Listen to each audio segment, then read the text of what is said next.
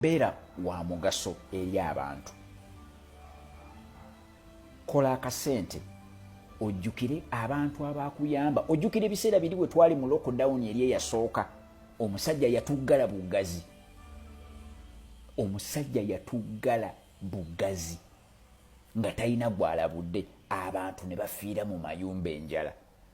Abantu abakuweereza ssente nga tuli mu lockdown, ne bwe bayaweereza mutwalo, ne bwaba yaweereza ebiri, ne bwaba yaweereza esatu, ne bwaba yaweereza etaano, ne bwaba yaweereza kakadde, wamuweerezaayo kasente, wakasasula. Tovulaba obugagga busooka na kusasula bbanja. Tosobola kugaggawala nga waliyo abakaaba eri nga bakaaba lwa ssente. So tubeere be bayita mutualistic friends, mutual friends.